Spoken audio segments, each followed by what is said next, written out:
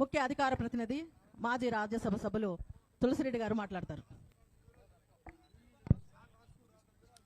ఒక్కసారి నినాదాలు ఇద్దాం. భారత్ మాతాకి, భారత్ మాతాకి, భారత్ మాతాకి, మహాత్మా గాంధీకి, మహాత్మా గాంధీకి, మహాత్మా గాంధీకి. సభాధ్యక్షురాలు, కడప జిల్లా కాంగ్రెస్ పార్టీ అధ్యక్షురాలు విజయజ్యోతి గారికి, ఈనాటి ఈ కార్యక్రమానికి ముఖ్య అతిథిగా విచ్చేసిన పిసిసి అధ్యక్షురాలు శర్మిలమ్మ గారికి, కడప నగరాధ్యక్షులు గౌస్పిరా గారికి, మిగతా కాంగ్రెస్ పార్టీ అతిరథ మహారథులకు, కాంగ్రెస్ పార్టీ కుటుంబ సభ్యులారా, భారతమాత ముద్దు బిడ్డలారా, కడప తల్లి కన్న బిడ్డలారా, గ్రామసీమల బిడ్డలారా, పాత్రికేయ మిత్రులారా, అందరికీ వందనం, అభివందనం. మహాత్మా గాంధీ జాతీయ గ్రామీణ ఉపాధి హామీ పథకం ఇది ఒక చరిత్రాత్మకమైన, ఒక విప్లవాత్మకమైన పథకం. ప్రపంచంలోనే అతిపెద్ద ఉపాధి హామీ పథకం ఇది. ఈ పథకం కాంగ్రెస్ పార్టీ మానసపుత్రిక. 2005లో మన్మోహన్ సింగ్ గారు ప్రధానమంత్రిగా ఉన్నప్పుడు సోనియా గాంధీ గారి మార్గదర్శకత్వంలో 2005లో చట్టం చేసి 2006 ఫిబ్రవరి 2న దీన్ని ప్రారంభించడం జరిగింది. కాబట్టి ఇది కాంగ్రెస్ పార్టీ మానసపుత్రిక. ఈ పథకానికి ఆంధ్రప్రదేశ్కు అవినాభావ సంబంధం ఉంది, తల్లి బిడ్డల పేగుబంధం ఉంది. ఎందుకంటే దీన్ని మొట్టమొదట ప్రారంభించింది ఉమ్మడి ఆంధ్రప్రదేశ్లో, ఉమ్మడి అనంతపురం జిల్లాలో, సింగనమల నియోజకవర్గంలో, నార్పాల మండలంలో, బండ్లపల్లి గ్రామంలో సోనియా గాంధీ గారు, మన్మోహన్ సింగ్ గారు, మన ప్రీతం నాయకులు స్వర్గీయ వైఎస్ రాజశేఖర రెడ్డి గారి సమక్షంలో ఈ కార్యక్రమం ప్రారంభించబడింది. ఆ విధంగా ఈ పథకానికి మనకు ఆంధ్రప్రదేశ్కు తల్లి బిడ్డల అనుబంధం ఉంది. ఈ పథకం పల్లె సీమల, పల్లె ప్రజల పాశుపతాస్త్రం. గ్రామీణ ప్రాంతాల నుండి పట్టణ ప్రాంతాలకు, నగర ప్రాంతాలకు వలసలు నివారించాలని, గ్రామీణ ప్రజానీకానికి జీవన హక్కు కల్పించాలనే ఒక మహత్తర ఆశయంతో ఇది పల్లె ప్రజల పాశుపతాస్త్రంగా దీన్ని వచ్చేసి ప్రారంభించడం జరిగింది. ఇందులో కేంద్రం నుండి రాష్ట్రాల మీద ఆర్థిక భారం పడకుండా కేంద్ర ప్రభుత్వం 90%, రాష్ట్ర ప్రభుత్వం 10% నిధులు భరించే విధంగా ఈ పథకానికి రూపకల్పన జరిగింది.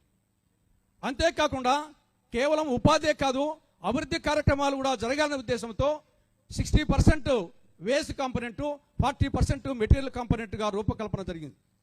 దీని పర్యవసానంగా ఈ పథకం లేనప్పుడు గ్రామసీమల నుండి ఎండాకాలం కానీ ఉపాధి లేని రోజుల్లో అనేక మంది పెద్దవాళ్ళు పిల్లవాళ్లను, ముసలాలను ఇంట్లో వదిలిపెట్టి, ఆ పూరి గుడిసెలను, ఆ పూరీలను వదిలిపెట్టి వయసోళ్ళు, ఆడోళ్ళు, మగోళ్ళు ఏ చెన్నైకో, బెంగళూరుకో, హైదరాబాద్కో, సమీపంలోని నగరాలకో, పట్టణాలకు పోయి తిని తినక కడుపు కాల్చుకొని ఎండకు ఎండుచు, వానకు తడుస్తూ, చలికి వణుకుతూ, నెల రోజుల పాటు 2 రోజుల పాటు అక్కడ ఉండి అంతో ఇంతో సంపాదించుకొని ఇంటికి వచ్చి మళ్ళా పిల్లలకు, ముసళ్ళకి ఇచ్చి మళ్ళా వాళ్ళు పోయేవాళ్ళు.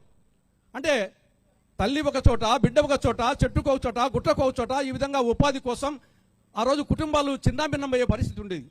ఈ పథకం అమల్లోకి వచ్చినాక ఆ పరిస్థితి పూర్తిగా మారిపోయింది. దీనికి తోడు అనేక అభివృద్ధి కార్యక్రమాలు కూడా జరిగినాయి మెటీరియల్ కాంపోనెంట్ కింద. జగన్మోహన్ రెడ్డి పాలనలో ఈ రైతు భరోసా కేంద్రాలు కానీ, గ్రామ సచివాలయ భవనాలు కానీ ఇవన్నీ రాష్ట్ర ప్రభుత్వ నిధులు కాదు. కంప్లీట్గా మహాత్మా గాంధీ జాతీయ గ్రామీణ ఉపాధి హామీ పథకం కింద ఉన్నటువంటి మెటీరియల్ కాంపోనెంట్ కింద వచ్చిన నిధులతో ఈ బిల్డింగ్స్ అన్ని కట్టడం జరిగింది. ఇప్పుడు కూటమి ప్రభుత్వం కూడా ఈ యొక్క మెటీరియల్ కాంపోనెంట్ కింద దాదాపు రాష్ట్రంలో 25,000 రోడ్లు మరమ్మతులు చేశామంటున్నారు. ఆ డబ్బంతా వచ్చేసి ఈ పథకం కింద వచ్చిన డబ్బే. ఈరోజు గోకులాలు కానీ, మినీ గోకులాలు కానీ ఇవన్నీ ఈ పథకం కింద వచ్చినాయి. కాబట్టి ఇటువంటి మహత్తర పథకానికి మహాత్మా గాంధీ పేరు పెట్టడం జరిగింది. ఎందుకు మహాత్మా గాంధీ పేరు పెట్టారు? మహాత్మా గాంధీ జాతిపిత. ఆయన గ్రామ స్వరాజ్యం దేశ స్వరాజ్యానికంటే మిన్న, గ్రామ స్వరాజ్యం ఉంటేనే దేశ స్వరాజ్యం నిలబడుతుందని చెప్పేసి నమ్మినటువంటి మహనీయుడు. భారతదేశపు ఆత్మ గ్రామాల్లో నివసిస్తుందన్నటువంటి మహాపురుషుడు. అందుకోసం ఆయన పేరు మీద మహాత్మా గాంధీ జాతీయ గ్రామీణ ఉపాధి హామీ పథకం అని పేరు పెట్టడం జరిగింది. అటువంటి మహత్తరమైన పథకానికి మొన్న 2025 డిసెంబర్లో మోడీ ప్రభుత్వం, కేంద్రంలో బీజేపీ ప్రభుత్వం 2 చారిత్రాత్మక తప్పిదాలు చేయడం జరిగింది. ఒక తప్పిదం మహాత్మా గాంధీ పేరు తొలగించడం. రెండవది కేంద్ర ప్రభుత్వం నిధులు 90% నుండి 60%కి తగ్గించడం. మొదటిది తప్పు, చారిత్రాత్మక తప్పు. మహాత్మా గాంధీ ఆయన జాతిపిత, ప్రపంచ నేత. ఆయన పేరే ఒక తారక మంత్రం. గ్రామ స్వరాజ్యం కలలుకనటువంటి వ్యక్తి. అటువంటి పేరు మీద మహాత్మా గాంధీ జాతీయ గ్రామీణ ఉపాధి హామీ పథకం అని పేరు పెడితే దాని నుండి మహాత్మా గాంధీ పేరు తొలగించడం ఎన్ని గుండెలు, ఎంత దారుణం, ఎంత దుస్సాహసం ఈ మోడీ ప్రభుత్వానికి. దాని పేరు తొలగించి వేరే ఒక నోరు తిరగని పేరు పెట్టారు, విబి గ్రామ్జీ అంట. ఏమిటో పేరు అర్థం కాదు. వికసిత భారత్ గ్యారంటీ రోజ్గార్ ఆజీవికా మిషన్ గ్రామీణ్ అంట. ఆ పేరుకు అర్థం కూడా తెలియదు. రాముని తోక పిబరండిట్కడి అన్నట్లు ఆ పేరు అర్థం కాని పేరు పెట్టి మహాత్మా గాంధీ పేరు తొలగించడం జరిగింది. ఆ విధంగా ఒక చారిత్రక తప్పిదం చేయడం జరిగింది. రెండవది, కేంద్ర ప్రభుత్వం వాటా 90% నుండి 60% తగ్గించింది. రాష్ట్ర ప్రభుత్వం వాటా 10 నుండి 40% పెంచింది. దీని పర్యవసానంగా రాబో రోజుల్లో రాష్ట్ర ప్రభుత్వం 40% నిధులు విడుదల చేయదు. వీళ్ళు చేయరు కాబట్టి కేంద్ర ప్రభుత్వం 60% నిధులు వాళ్ళు ఇవ్వరు. ఆఖరికి ఈ యొక్క పథకం కాలగర్భంలో కలిసిపోతుంది. జరగబోయేది ఇదే. తరువాత పరిణామాలు మళ్ళీ ఒకప్పుడు గ్రామీణ ప్రాంతాల్లో పరిస్థితి ఏ విధంగా ఉందో మళ్ళా చెన్నైకో, బెంగళూరుకో, మద్రాసుకో తల్లులకు వచ్చట, బిడ్డలకు వచ్చట, ఆ విధంగా చెట్టుకోరు పుట్టకోరు పోయే పరిస్థితి దాపురించింది. అందుకోసం ఈనాడు కాంగ్రెస్ పార్టీ అగ్రనాయకత్వం ఈ యొక్క పథకాన్ని ఎట్టి పరిస్థితిలో పునరుద్ధరించాలి, ఈ ప్రభుత్వం ద్వారా పునరుద్ధరించాలి. లేకుంటే ఈ పథకంతోనే ఈ ప్రభుత్వాన్ని పడగొట్టి ఈ పేరు మార్చిన పథకంతోనే మళ్ళీ కాంగ్రెస్ అధికారంలోకి వచ్చి ఈ పథకాన్ని పునరుద్ధరించాలనే ఉద్దేశంతో ఈనాడు మరి ఖర్గే గారు, సోనియా గాంధీ గారు, రాహుల్ గాంధీ గారి నాయకత్వంలో ఈ ప్రోగ్రాం ఇవ్వడం జరిగింది. ఈ పథకానికి ఇది రాష్ట్ర ప్రభుత్వం వాళ్ళ పెనుభారం పడుతుంది. కానీ ఈ కూటమి ప్రభుత్వం ఏం చేసింది? చంద్రబాబు ప్రభుత్వం, కూటమి ప్రభుత్వం, తెలుగుదేశం పార్టీ, జనసేన, పరోక్షంగా వైకాపా పార్టీ ఈ యొక్క విబిజీ గ్రామ్జీ చట్టానికి మద్దతు ఇచ్చింది. ఇంతకంటే సిగ్గుచేటిన విషయం మరొకటి ఉంటుందా? రాష్ట్ర ప్రభుత్వం వాళ్ళ మీద అదనపు భారం పడతా ఉంటే దాన్ని వ్యతిరేకించాల్సినటువంటి ఆంధ్రప్రదేశ్ ప్రభుత్వం, రాష్ట్ర ప్రభుత్వం దీనికి మద్దతు ఇచ్చింది. ఇంతకంటే సిగ్గుచేటిన విషయం మరొకటి ఉండదు. అందుకే మనం మొదట అంటున్నాం, ఆంధ్రప్రదేశ్లో బీజేపీ అంటే బి అంటే బాబు, జే అంటే జగన్, పి అంటే పవన్, వీళ్ళు ముగ్గురు కూడా ఈ యొక్క బీజేపీ చేతిలో, అమిత్ షా చేతిలో, మొరార్జీ ఈ యొక్క మోడీ చేతిలో కీలు బొమ్మలు. కబాలీ సినిమాలో రజనీకాంత్ చెప్పినట్లు ఒక పాత తెలుగు సినిమాలో పాత విలన్ గల్లలుంగి కట్టుకొని ఈడ ఘాటు పెట్టుకొని మీసం వెలేసి ఏ కబాలి అని పిలవగానే చేతులు కట్టుకొని ఒంగోని ఎస్ బాసన వస్తారే, అటువంటి కబాలి వాళ్ళుగా ఈ యొక్క చంద్రబాబు నాయుడు, ఈ జగన్, ఈ పవన్ కళ్యాణ్ తయారైపోయినారు.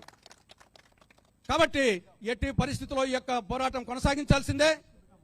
ఒకవేళ ఇది జరగకపోతే రాబో విపత్కర పరిణామాలు చెప్తున్నాడు మోడీ గారికి. ఖచ్చితంగా మహాత్మా గాంధీ సాదాసీదా వ్యక్తి కాదు. ఆయన ఆయుధాలు సత్యం, అహింస, సత్యాగ్రహం ఇంద్రుని వజ్రాయుధం కంటే, అర్జునుని గాంధీవం కంటే, శ్రీకృష్ణ పరమాత్మ సుదర్శన చక్రం కంటే పవర్ఫుల్ అయిన ఆయుధాలు ఈ సత్యం, అహింస, సత్యాగ్రహం. ప్రపంచ నాయకుడు నెల్సన్ మండేలాను, మార్టిన్ లూథర్ కింగ్ ను, ఐన్స్టీన్ ను ప్రభావితం చేసినటువంటి వ్యక్తి మహాత్మా గాంధీ. ఆ ఆయుధాలతో రవి అస్తమించిన బ్రిటిష్ సామ్రాజ్యాధినేతలను భారతదేశపు పొలిమేర నుండి తరిమి కొట్టినటువంటి మహనీయుడు ఆ ఆయుధాలు. ఆ ఆయుధాలతోనే వాళ్ళనే తరిమి కొట్టినప్పుడు ఈ మోడీ ప్రభుత్వాన్ని, బీజేపీ ప్రభుత్వాన్ని తరిమి కొట్టడం ఆ అస్త్రాలతో కాంగ్రెస్ పార్టీకి ఒక లెక్కలేనిది కాదు. తస్మాత్ జాగ్రత్త అని సెలవిస్తూ, మీరు చేస్తారా, మాకు అవకాశం ఇస్తారా అని మరొక్కసారి కేంద్ర ప్రభుత్వాన్ని హెచ్చరిస్తూ, చంద్రబాబు నాయుడు మీ యొక్క ప్రభుత్వానికి చిత్తశుద్ధి ఉంటే, ధైర్యం ఉంటే తెలంగాణలో కాంగ్రెస్ ప్రభుత్వము రేవంత్ రెడ్డి గారి నాయకత్వంలో ఒక అసెంబ్లీ తీర్మానం చేసి పంపించింది. ఈ యొక్క విబి గ్రామ్జీ చట్టాన్ని రద్దు చేసి పాత మహాత్మా గాంధీ జాతీయ గ్రామీణ ఉపాధి హామీ పథకాన్ని పునరుద్ధరించాలి యథావిధంగా అని చెప్పేసి అసెంబ్లీ తీర్మానం పాస్ చేసింది. మీకు ధైర్యం ఉంటే, మీకు చిత్తశుద్ధి ఉంటే, మీకు నిజాయితీ ఉంటే, రాష్ట్ర పట్ల అభివృద్ధి పట్ల ఉంటే వెంటనే అసెంబ్లీ సమావేశం జరుగుతా ఉంది. ఇప్పుడు తీర్మానం పాస్ చేసి కేంద్ర ప్రభుత్వానికి పంపించవలసిందిగా చంద్రబాబు నాయుడు ప్రభుత్వాన్ని విజ్ఞప్తి చేస్తూ, హెచ్చరిస్తూ సెలవు తీసుకుంటున్నాను.